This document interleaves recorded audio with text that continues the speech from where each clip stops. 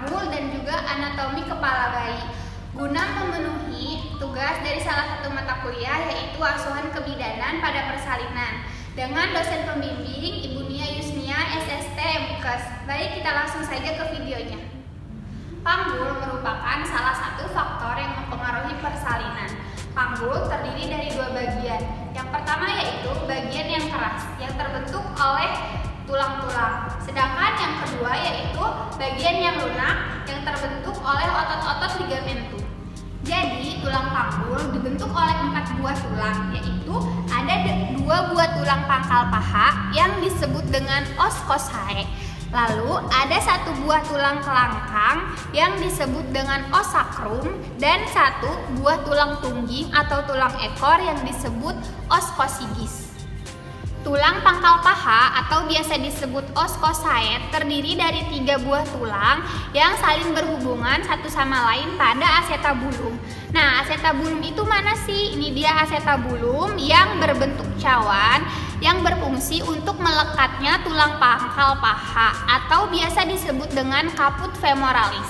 Nah, dari acetabulum ke atas itu disebut dengan tulang usus atau os ilium. Sedangkan dari acetabulum ke bawah itu disebut dengan tulang duduk atau os isium. Nah, dari acetabulum ke depan ini disebut dengan tulang kemaluan atau os pubis.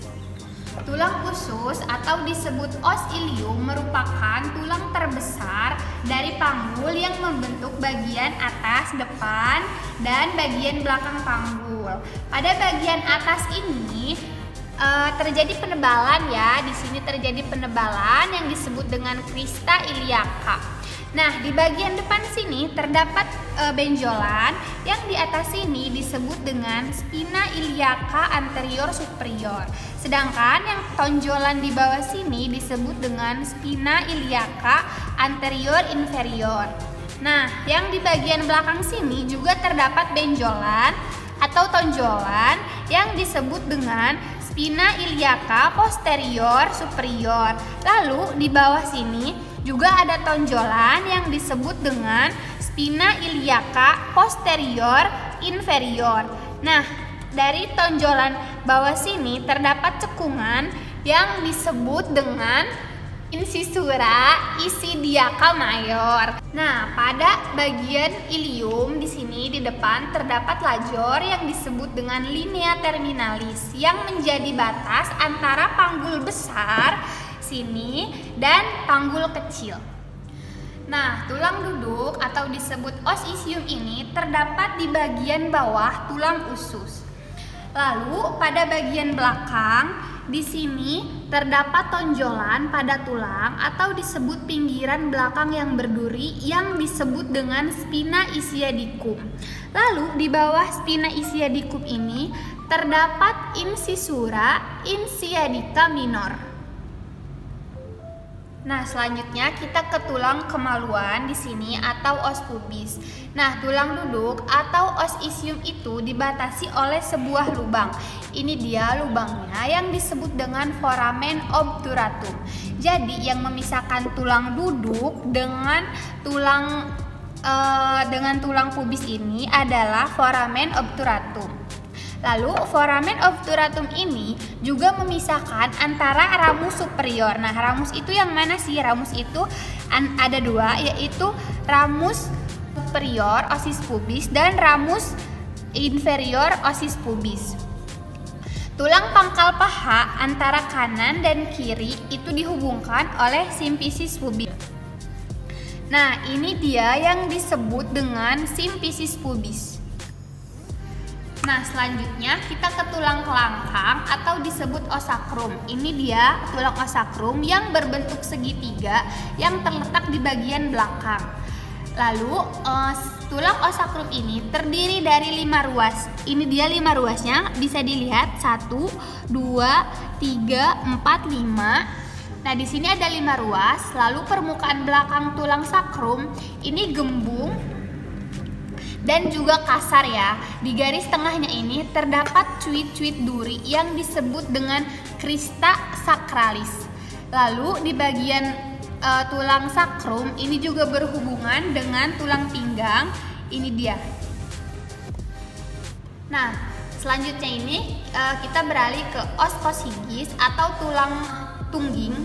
Biasa juga disebut dengan tulang ekor, yang terdiri dari 3-5 ruas tulang yang bersatu. Pada saat proses persalinan, tulang tungging ini tuh terdapat terdorong ke belakang sekitar 1-2 cm sehingga bisa memperluas jalan lahir. Nah, selanjutnya adalah saya akan menjelaskan tentang bidang-bidang Hodge. Bidang Hodge itu apa sih? Bidang Hodge itu adalah garis hayal pada panggul untuk mengetahui seberapa jauh penurunan kepala janin pada panggul. Nah, bidang Hodge ini terbagi menjadi 4 bagian. Bisa dilihat di sebelah sini. Hodge yang satu itu adalah bidang datar yang melewati atas simfisis dan promontorium, dan juga bidang pada PAP atau pintu atas panggul. Hodge yang kedua yaitu Hodge yang sejajar dengan Hodge 1 dan terletak di bagian bawah simfisis. Lalu Hodge yang ketiga itu sejajar dengan Hodge yang 1 dan Hodge yang 2. Itu terletak sejajar pada bagian spina insiadica kanan dan kiri. Lalu Hodge yang keempat itu adalah Hodge yang sejajar dengan Hodge 1, Hodge 2, dan Hodge 3, yaitu terletak setinggi dengan os coccygis. Selanjutnya di sini saya akan menjelaskan tentang bidang station. Bidang station itu apa sih? Bidang station adalah istilah dari descensus, yaitu turunnya kepala di jalan lahir. Nah, dalam bidang station ini ada yang dinamakan dengan zero station. Zero station ini berarti kepala puncak sudah mengalami descensus dan setinggi spina insidiaca atau sudah menancap, atau juga bisa disebut dengan Jensman. Nah, bila kepala bayi belum setinggi spina insidiaca, maka ditandai dengan negatif. Jika sudah melewati spina insidiaca, maka ditandai dengan positif. Nah, bila -3 itu berarti kepala bayi masih mengambang. Jika sudah +3 atau sudah 3 berarti kepala bayi sudah siap untuk dilahirkan. Jadi Hodge dan station ini saling berhubungan satu sama lain, dan jika bila ingin mengecek, jadi datanya itu bisa dipadukan. Baik, selanjutnya saya akan menjelaskan tentang anatomi kepala janin atau kepala bayi. Nah, kepala bayi ini adalah salah satu faktor yang mempengaruhi persalinan. Nah, di sini saya akan menjelaskan tentang anatomi kepala janin atau kepala bayi. Nah, kepala janin ini dibagi menjadi 2, yaitu bagian muka dan juga bagian tengkorak. Pada bagian muka di sini terdapat os nasalis atau disebut dengan tulang hidung. Kemudian ada os zygomaticum atau tulang pipi yang di sini. Lalu ada os maxillaris yaitu tulang rahang atas atau yang ini. Lalu ada juga os mandibularis atau tulang rahang bawah yang ini. Lalu ada os mantum atau tulang dagu. Selanjutnya pada bagian tengkorak di sini ada ubun-ubun besar di sini dan ubun-ubun kecil di sebelah sini. Lalu pada os frontalis atau tulang dahi itu yang ini. Lalu ada os temporalis atau pelipis itu yang ini sebelah sini, os temporalis, dan ada os parietal atau tulang ubun-ubun, dan juga ada os occipitalis atau tulang bagian belakang kepala. Nah, selanjutnya saya akan menjelaskan tentang sutura.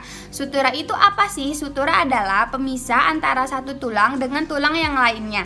Yang pertama yaitu ada sutura frontalis. Sutura frontalis itu yang ini. Sutura frontalis yaitu yang memisahkan antara frontalis dextra dan frontalis sinistra.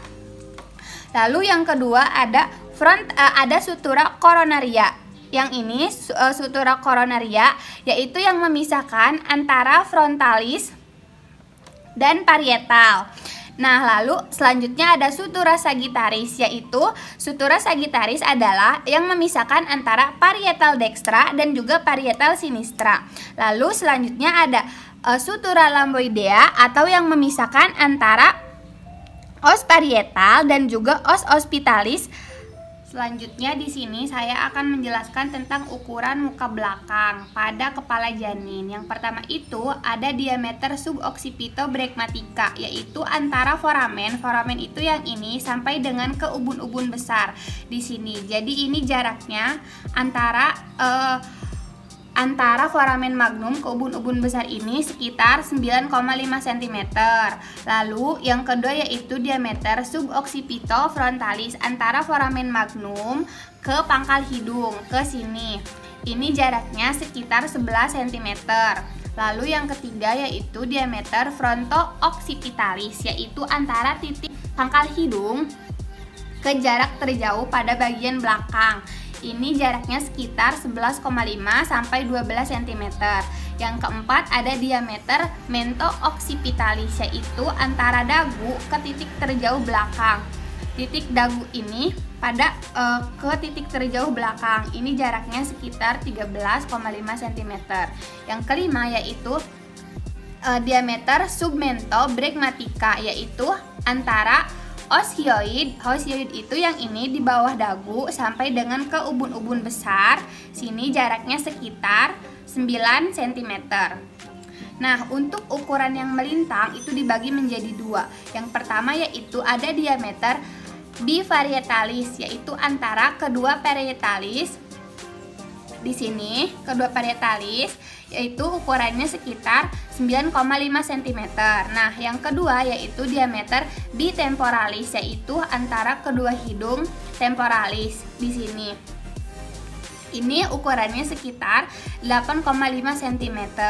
Nah, sedangkan untuk ukuran melingkar, yang pertama yaitu ada circumferentia suboccipitobregmatica, yaitu di bagian sini, bagian belakang kepala sampai dengan ke ubun-ubun. Ini disebut dengan lingkaran kecil. Ukurannya itu seperti ini, ukurannya sekitar 32 cm. Selanjutnya, circumferentia fronto-occipitalis, yaitu lingkaran sedang kepala. Dimulai dengan belakang kepala sampai dengan ke dahi sini. Ini ukurannya sekitar 34 cm. Lalu yang ketiga ada circumferentia mento-occipitalis, yaitu lingkaran besar kepala dari mulai tulang dagu sampai dengan tulang belakang seperti ini. Ini ukurannya sekitar 35 cm. Baik, mungkin itu saja yang bisa saya jelaskan mengenai anatomi panggul dan juga anatomi kepala bayi. Kurang dan lebihnya mohon maaf. Semoga bermanfaat. Billahi taufiq wal hidayah.